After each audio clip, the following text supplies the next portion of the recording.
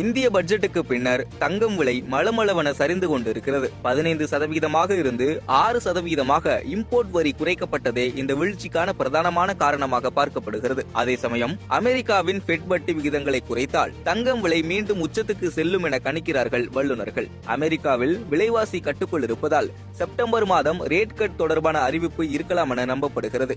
November மாதம் அமெரிக்காவில் அதிபர் தேர்தல் நடக்க இருப்பதால் இதில் புதிய சிக்கல் ஒன்று எழுந்துள்ளது. கடந்த வாரம் இது குறித்து பேட்டியளித்த முன்னாள் அதிபரான டொனால்ட் ட்ரம்ப் ரேட் கட் எதுவும் செய்யக்கூடாது என பகிரங்கமாகவே பேசினார். பெடரல் ரிசர்வ் வங்கியின் கவர்னரான கிறிஸ்டோபர் வாலர் ரேட் கட் செய்வதற்கான காலக்கெடு நெருங்கிவிட்டதாகவும் அது எப்போது என்பதுதான் இப்போதைய கேள்வி என்றும் சூசகமாக தெரிவித்திருந்தார். தற்போதைய அதிபரான பைடனை ட்ரம்ப் எளிதாக வென்று விடுவார் என்ற சூழலில் அமெரிக்க அதிபர் வேட்பாளரையே மாற்றி இருக்கிறார்கள். இப்படியான சூழலில் ட்ரம்பின் கருத்திற்கு செவிமடுக்குமா அமெரிக்க பெடரல் ரிசர்வ் என்பதுதான் $1 மில்லியன் கேள்வி.